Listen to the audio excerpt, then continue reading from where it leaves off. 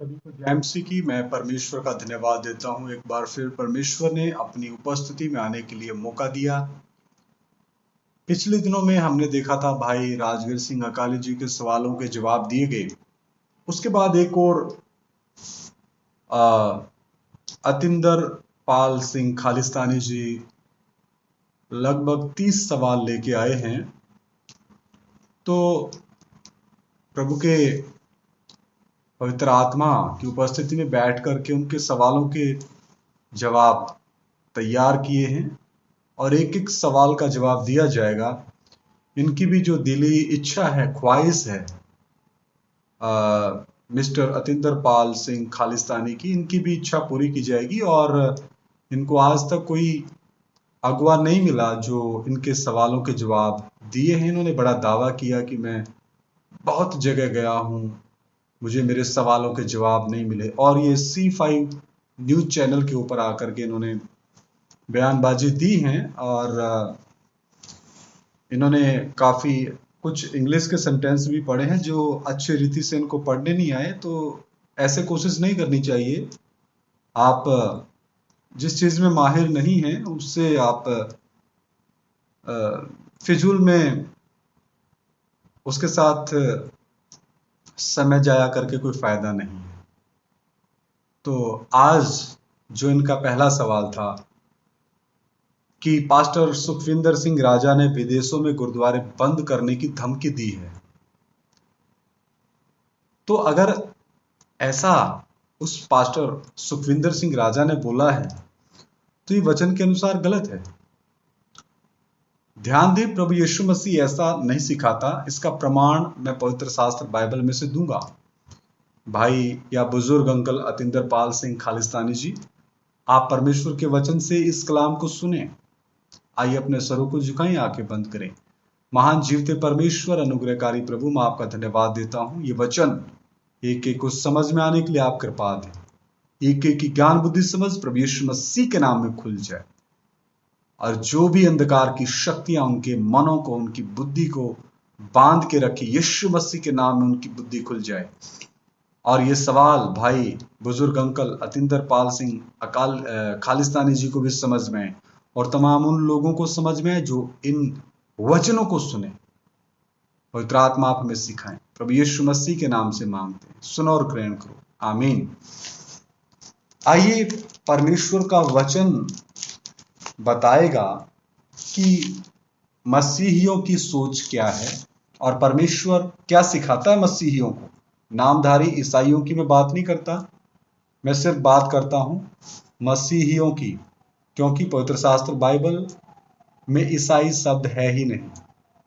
प्रेरितों के कार्य में मसीही शब्द आया कि चेले पहली बार अंताकिया में मसीही कहलाए। प्रेरितों के कार्य 11वां अध्याय 26-23 आयत में। तो आइए पहला पत्रस 2 का 21, 22, 23, 24 में पढ़ना चाहूंगा। पहला पत्रस 2 का 21, 22, 23, 24। और तुम इसी के लिए बुलाए भी गए हो, क्योंकि मसीह भी तुम्हारे लिए दुख उठाकर तुम्हें एक आदर्श दे गया कि तुम भी उसके पद चिन्हों पर चलो। ध्यान देना बुजुर्ग अंकल जी, हमारा जो मसीहा है, जो देहधारी परमेश्वर है, जिसने पूरे ब्रह्मांड को, पूरे यूनिवर्स को, पृथ्वी को, आकाश को बनाया, आपके आत्मा प्राण शरीर को भी उन्होंने ही बनाया, मेरे आत्मा प्राण शरीर को भी उन्होंने ही बनाया। उन्होंने दुख उठाया है और एक आदर्श हमें दे के गए कि हम उनके पद चिन्हों पर चलें। यानी फुटप्रिंट्स जो हैं, जो उनके पांव की छाप है, जो आदर्श के तौर पे उन्होंने छोड़ा है। किन के लिए? उनके अनुसरण करने वालों के लिए, उनके फॉलोअर्स के लिए। और वो कौन है? वो क्रिश्चियन है। उनका अर्थ क्या? मसीही। इंग्लिश में लॉर्ड जीसस क्राइस्ट, हिंदी में प्रभु यीशु मसीह। प्रभु का अर्थ है मालिक, यीशु का अर्थ पाप से निजात देने वाला, और मसीह का अर्थ है निजात देने का पूरा पूरा अधिकार रखने वाला। तो वो क्या दुख उठाकर हमें क्या देके गया? आदर्श देके गया, ताकि हम उनके पद चिन्हों पर चलें। तो जो उनके पद चिन्हों पर चलते हैं वो मसीही हैं, वो ईसाई नहीं है। ध्यान देना आप। 22 वचन, ना तो उसने पाप किया, यानी हमारे मसीहा ने, प्रभु यीशु मसीह ने, और ना उसके मुंह से छल की कोई बात निकली। किसके मुंह से? हमारे मसीहा के मुंह से। वह गाली सुनकर गाली नहीं देता था। कौन? प्रभु यीशु मसीह। और दुख उठाकर किसी को धमकी नहीं देता था, जैसी धमकी नामधारी ईसाइयों ने दी है पिछले दिनों में, जो अमृतसर में घटना घटी। निंग भाइयों के ऊपर पर्चे कटवाए, धरने दिए, तोड़फोड़ की, प्रदर्शन किए, सामाजिक अनुशासन को भंग किया और जो लोगों के बीच में अस्त व्यस्त माहौल बनाया। तो ये नामधारी ईसाइयों के नमूने हो सकते हैं, सच्चे मसीहियों के नमूने नहीं। यहां पर लिखा है वह, यानी हमारा मसीहा, मसीहियों का मसीहा, ईसाइयों का मसीहा नहीं।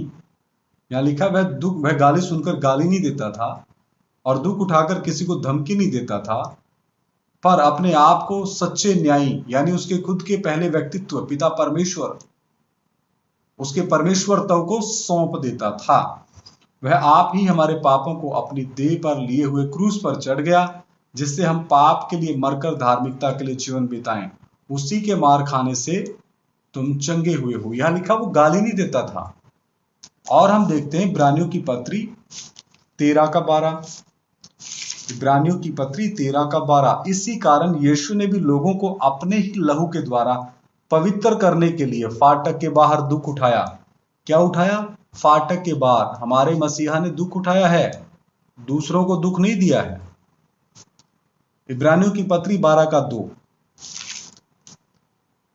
और विश्वास के कर्ता और सिद्ध करने वाले यीशु की ओर ताकते रहें, जिसने उस आनंद के लिए जो उसके आगे धरा था लज्जा की कुछ चिंता ना करके क्रूस का दुख सहा और परमेश्वर के सिंहासन की दाहिनी ओर जा बैठा, यानी उसके पहले व्यक्तित्व के दाहिनी ओर जा बैठा। परमेश्वर ने अपने आप को 3 व्यक्तित्व में प्रकट किया, पिता, पुत्र, पवित्र आत्मा, तीनों मिलके एक परमेश्वर। मैं जो हूं सो हूं।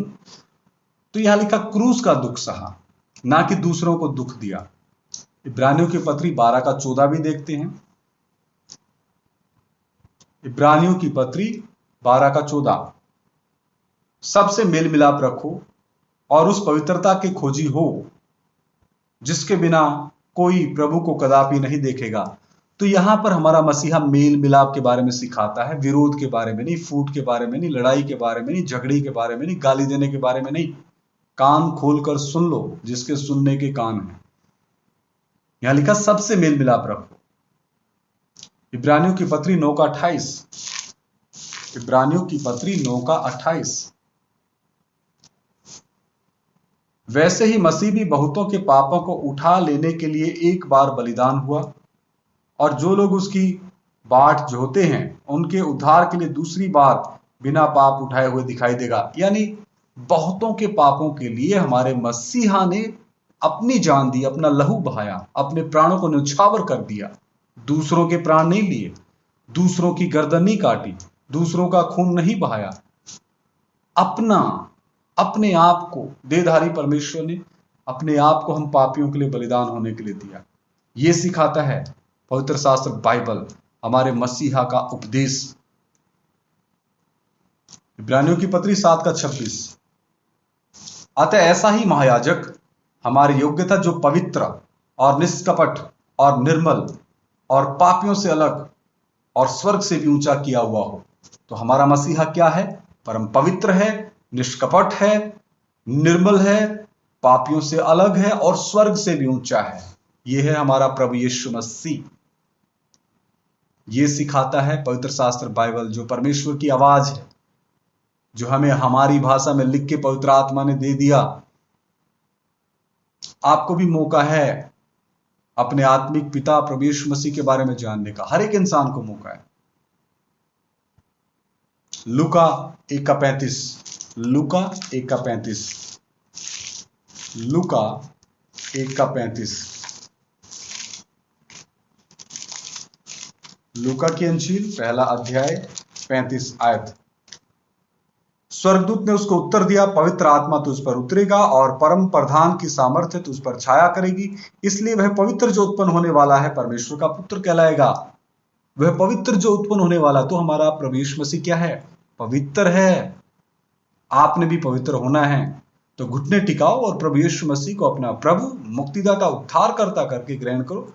तोबा करो, मन फिराओ, अपने पापों से क्षमा पाओ और अनंत काल का जीवन प्रभु यीशु मसीह आपको मुफ्त में अनुग्रह के तौर पे, दान के तौर पे देगा। उसके घर में कोई भेदभाव नहीं, कोई पक्षपात नहीं। पहला पत्रस 1:15-16 भी पढ़ते हैं। पहला पत्रस 1:15-16। पर जैसा तुम्हारा बुलाने वाला पवित्र है, तो बुजुर्ग अंकल अतिंदर पाल सिंह खालिस्तानी जी, हमारा बुलाने वाला परमेश्वर परम पवित्र है, वैसे ही तुम भी अपने सारे चाल चलन में पवित्र बनो। इसलिए मसीही अपने सारे चाल चलन में पवित्र बनने की कोशिश में रहते हैं।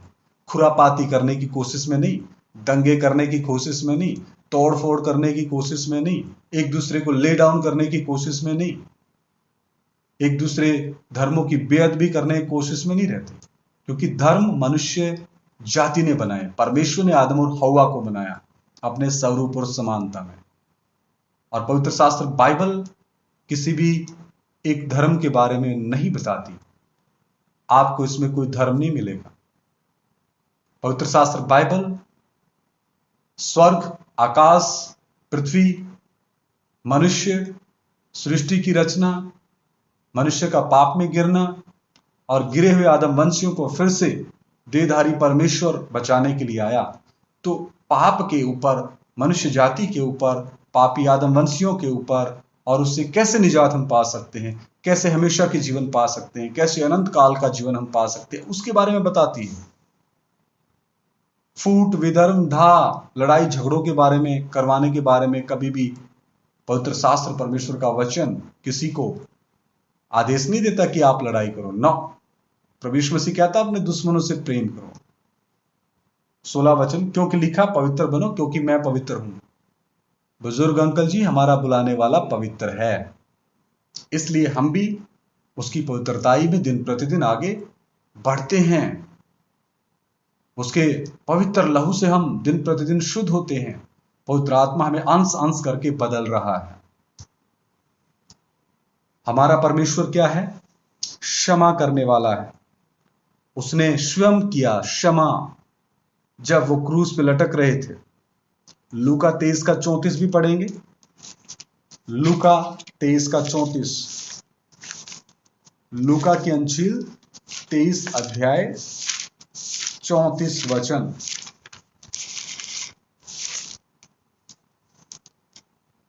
तब यीशु ने कहा, हे पिता, अपने परमेश्वरता से कह रहा है, पहले व्यक्तित्व से कह रहा है। ध्यान से कान खोल के सुने। इन्हें क्षमा कर क्योंकि ये जानते नहीं कि क्या कर रहे हैं।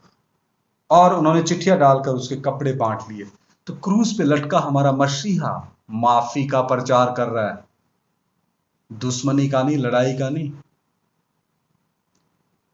प्रभु यीशु मसीह ने अपने चेलों को भी माफ करने का हुक्म दिया है। पढ़ लो मत्ती 5:43-47। मत्ती 5:43-47। मत्ती रचित सुसमाचार 5:43-47। तुम सुन चुके हो कि कहा गया था, अपने पड़ोसी से प्रेम रखना और अपने बैरी से बैर। परंतु मैं तुमसे यह कहता हूं कि अपने बैरियों से प्रेम रखो और अपने सताने वालों के लिए प्रार्थना करो, जिससे तुम अपने स्वर्गीय पिता के संतान ठहरो।